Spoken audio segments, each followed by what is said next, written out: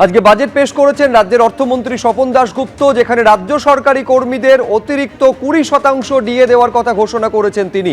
ফলে 18% থেকে বেড়ে ডিএ হচ্ছে 38%। 38% হারে ডিএ পাবেন রাজ্য সরকারি কর্মীরা। 1 অক্টোবর 2026 থেকে সরকারি কর্মীদের নতুন হারে ডিএ দেওয়া হবে।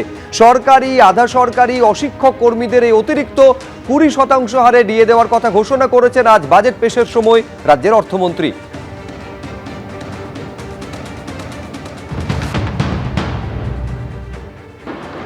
রাজ্য সরকারি কর্মচারী, আধা সরকারি কর্মচারী, শিক্ষক ও অশিক্ষক কর্মীবৃন্দ সরকারের কাছে কাজ ও নীতি রূপায়ণের গুরুত্বপূর্ণ ভূমিকা পালন করেছে। এদের এই অবদানকে স্বীকৃতি দিতে আমরা ঘোষণা করছি যে বর্তমানে 18% মহার্ঘ ভাতা দিয়ে ওপর অতিরিক্ত 20% মহার্ঘ দিয়ে দেওয়া হবে।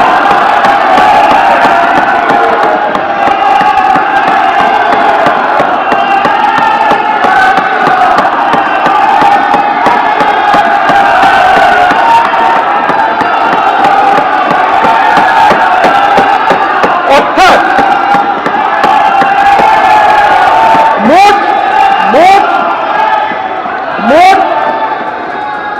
মোট ডিএ হার হবে 38%।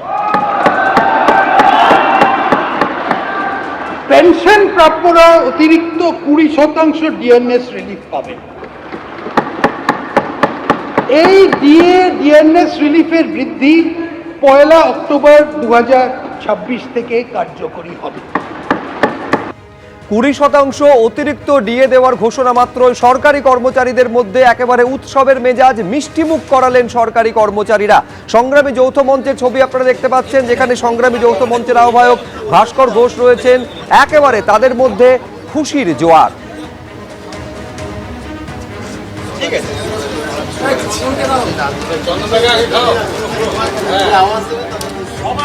বিজেপি সরকারের প্রথম বাজেট ঘোষণায় ডিএর ব্যাপারে যে ঘোষণা হয়েছে তাতে যথেষ্ট খুশি সংগ্রামী যৌথ মঞ্চ, এবং আমরা দেখতে পাচ্ছি এখানে রীতিমতো মিষ্টি খাওয়া চলছে। সংগ্রামী যৌথ মঞ্চের যারা সদস্যরা রয়েছেন তারা একে অপরকে মিষ্টি খাওয়াচ্ছেন, রসগোল্লা আনা হয়েছে, এবং তাদের যেটা বক্তব্য যে যেভাবে ঘোষণা করা হয়েছে এই 38% যে ডিএ ঘোষণা করা হয়েছে, 20% অতিরিক্ত ডিএ যে ঘোষণা করা হয়েছে তাতে তারা খুশি, এবং সেই কারণেই কিন্তু এখানে মিষ্টিমুখ করা চলছে এবং তারা সবাই এই যে ঘোষণা তাকে স্বাগত জানাচ্ছেন। ক্যামেরায় সন্দীপ সাধুকার সঙ্গে অর্ণব মুখোপাধ্যায়, এবিপি আনন্দ, কলকাতা।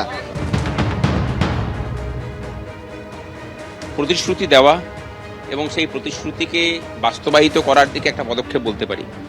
আমরা খুশি যে বিরোধী দলনেতা থাকার সময় ভোটের পূর্বে তারা সংকল্পপত্রে যে যে কথাগুলো বলেছিলেন সেগুলোকে বাস্তবায়িত করার দিকে যাচ্ছেন।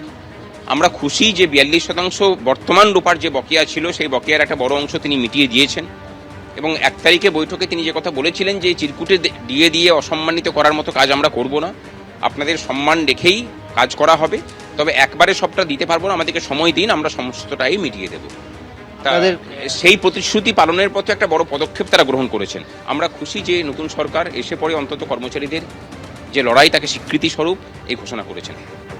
সরকারি কর্মচারীরা বলছেন যে প্রতিশ্রুতি দিয়েছিল সরকার, সেই প্রতিশ্রুতি পালনের পথে একটা বড় পদক্ষেপ হচ্ছে এই 20% অতিরিক্ত ডিএ দেওয়ার ঘোষণা। আজকে যে ঘোষণা রাজ্যের অর্থমন্ত্রী করেছেন তা নিয়ে রাজ্যের মুখ্যমন্ত্রী কি বলছেন দেখুন। সরকারি কর্মচারীদের ইতিমধ্যে বকেয়া এরিয়ার আগের সরকার কিছু দিয়ে গিয়েছিল, আমরা আসার পরে কিছু দিয়েছি। 16 থেকে 19 কার্যত প্রায় ক্লিয়ার হয়ে গেছে। এবারে ওদের বাকি 8 থেকে 15 আছে, সেটাও ফান্ড অ্যাভেলেবিলিটির উপরে আমরা দিয়ে দেব, কর্মচারীরা অ্যাসিওর থাকতে পারে। কারণ আপনাদের আন্দোলনের আমিও একটা পার্ট ছিলাম। আপনাদের কেন্দ্রের সঙ্গে রাজ্যের তফাৎ ছিল 42%, আমরা 20% ডিক্লেয়ার করে দিলাম, অক্টোবরে পেয়ে যাবেন, অক্টোবর থেকেই পেয়ে যাবেন। এবং আপনারা এতদিন ধরে আপনাদের অনেক কথা বলেছেন, প্রাক্তন মুখ্যমন্ত্রী অপমান করেছেন, ভিক্ষা দেওয়ার মতো 2% 3% দিয়েছেন, কখনো বলেছেন ঘেউ ঘেউ করবেন না। আমি আপনাদের বন্ধু হিসেবে কথা দিচ্ছি যে আর কয়েকটা মাস সময় দেন, অর্থমন্ত্রী অর্থ রাষ্ট্রমন্ত্রীকে পাশে নিয়ে, যে আমরা একবার করে দেবো, দ্রুততার সঙ্গে করে দেবো, একটু সামলে নিতে দেন। মাত্র 1.5 মাস বয়স এই সরকারের, এবং বিপুল ঋণের বোঝা আছে, সব দিক সামলে এগোতে হচ্ছে। আপাতত 20% আপনাদের দিলাম, পুজোর মাসেই অ্যাকাউন্টে পেয়ে যাবেন। আমরা পুজোর মাসেই আপনাদের অ্যাডভান্স অ্যাকাউন্টে ঢুকিয়ে দেবো, অক্টোবর মাসে। বাকি যে গ্যাপ থাকলো 22%, সেটাও ধীরে ধীরে ধীরে ধীরে অপেক্ষা করুন আরেকটা বাজেট পর্যন্ত, ডক্টর স্বপন দাশগুপ্তর আরেকটা বাজেট পর্যন্ত আমি আছি সাথে। এই ডিএ বৃদ্ধির ঘোষণা যেটা ছিল 18%, সেটা এবার থেকে হচ্ছে 38%। তা নিয়ে বিরোধী দলনেতা কি বলছেন শুনুন। পরিকাঠামো নির্মাণের ক্ষেত্রে ডেফিনেটলি গভর্নমেন্ট পরিকাঠামো নির্মাণের কথা বলেছেন, কিন্তু যে স্পেসিফিকেশন, যে পরিকাঠামো নির্মাণে কত টাকা খরচ হবে বা কি রোড ম্যাপ রয়েছে, সেটা অ্যাট এ গ্লান্স আমাদের মনে হয়েছে ক্লিয়ার নয়, নাম্বার 1। 2 হচ্ছে ইজ অফ ডুইং বিজনেস। বাজেটের মধ্যে বারবার ইজ অফ ডুইং বিজনেসের কথা রয়েছে। এবার ইজ অফ ডুইং বিজনেস, আমরা ইজ অফ ডুইং বিজনেসের বিরোধিতা করছি না, কিন্তু ইজ অফ ডুইং বিজনেস করতে গিয়ে যদি হচ্ছে গোটাটাই একদম বেসরকারি সেক্টরের হাতে চলে যায়, তাহলে প্রফিট ম্যাক্সিমাইজেশন হবে। প্রফিট ম্যাক্সিমাইজেশন হলে স্বাভাবিকভাবে সেটা সাধারণ জনগণের জন্য হিতকর হবে না। সরকারি নিয়ন্ত্রণ সেটা থাকাও প্রয়োজন। মদের দোকানের ক্ষেত্রে অতীতে যেটা ছিল 1 কিলোমিটার, কোন কারণে 500 হয়েছিল আমি তার মধ্যে যাব না, কিন্তু এটা ওয়েলকাম স্টেপ। বা চা বাগানের ক্ষেত্রে যে 30% ল্যান্ড মানে ব্যবহার করা যাবে অন্যত্র, সেটা যে কমিয়ে যে 15% হয়েছে, এরকম কিছু ওয়েলকাম স্টেপ রয়েছে। ডিএ বৃদ্ধি করা হয়েছে, that is a welcome step, যেটা মানে পজিটিভ, সেটাকে তো নেগেটিভ বলবো না। কিন্তু আমাদের মূল প্রশ্ন হচ্ছে এই পরিকাঠামো নির্মাণ। রাজ্য সরকারি কর্মচারীদের নিঃসন্দেহে আজকে যে বাজেট পেশ হলো, সেখান থেকে বড় প্রত্যাশা ছিল, যে প্রত্যাশা অনেকখানি পূরণ হলো এই 20% ডিএ বৃদ্ধির ঘোষণার মধ্যে দিয়ে। বিজেপি রাজ্য সভাপতি কি বলছেন দেখুন। সরকার গঠন হবার 45 দিনের মধ্যেই এই সরকার রাজ্য সরকারি কর্মচারী এবং পেনশনভোগীদের যে প্রাপ্য ডিএ, যেটা তাদের অধিকারের মধ্যে পড়ে, সেই তার উপরে কাজ শুরু করবেন এবং কেন্দ্রের হারে আমরা এই রাজ্যে ডিএ দেব। আপনারা জানেন পরিস্থিতি বর্তমানে কি আছে। আমরা শুরু করলাম, আমাদের একটু সময় লাগবে, মুখ্যমন্ত্রীকে, অর্থমন্ত্রীকে আর একটু সময় দিতে হবে, শিল্পমন্ত্রীকে, তারা পরিস্থিতির পরিবর্তন করবে। আগের সরকারের জমানায় ভাতা নিয়ে প্রচুর দুর্নীতি হয়েছে। 34 বছরে একটা দল শুধু তালা লাগানোর কাজ করে গেছে, আর 15 বছরে একটা দল শুধু সাদা খাতায় চাকরি দিয়ে গেছে। উস্কানি দেওয়ার অভিযোগে বাম তৃণমূলকে একযোগে নিশানা করেছেন মুখ্যমন্ত্রী। প্রচুর দুর্নীতি হয়েছে। বিধবা ভাতা পেয়েছে পুরুষ, লক্ষ্মীর ভান্ডার পেয়েছে পুরুষরা।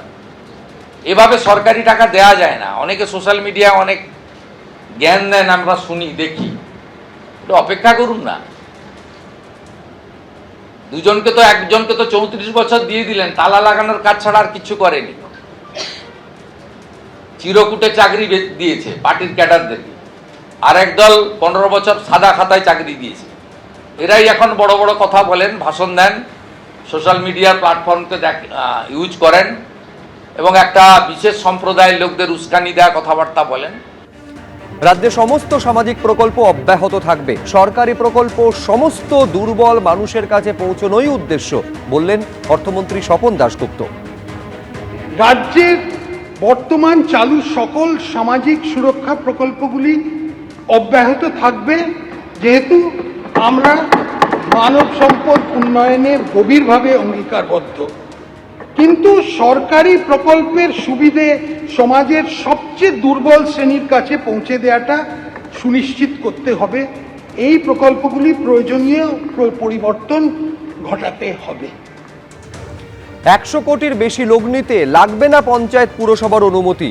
চুক্তি হয় রাজ্য স্তরে, স্থানীয় স্তরে লাগবে না কোনো অনুমতি। শিল্পপতিদের হয়রানি বন্ধে জানিয়ে দিলেন মুখ্যমন্ত্রী। বেসরকারি শিল্প, তার মধ্যে ফুড প্রসেসিং এবং এমএসএমই আছে, সেখানে ব্যাপক ইনভেস্টমেন্ট কিন্তু ল্যান্ড সিলিংয়ের পর্যালোচনার কথা বলা হয়েছে।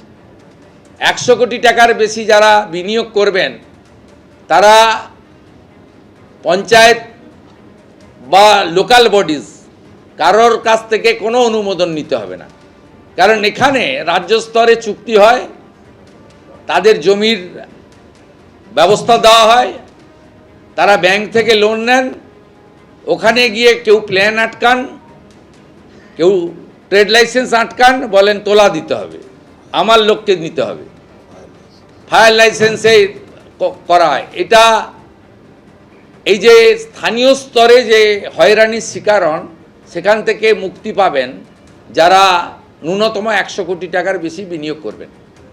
সবচেয়ে বড় কথা, আগের সরকার শিল্পে ইনসেন্টিভিয়াস তুলে দিয়েছিল, বর্তমান সরকার এই শব্দটি, এই ব্যবস্থাটা ফিরিয়ে আনলো, 5,000 কোটি টাকার প্রভিশন রেখেছে এবং এই 5,000 কোটি টাকা মূলত কর্মসৃষ্টি সংক্রান্ত যারা শিল্প করবেন তাদেরকে ইনসেন্টিভিয়াস দেওয়ার কাজে অগ্রাধিকার দেবে বর্তমান সরকার। এবিপি আনন্দ, এগিয়ে থাকে, এগিয়ে রাখে।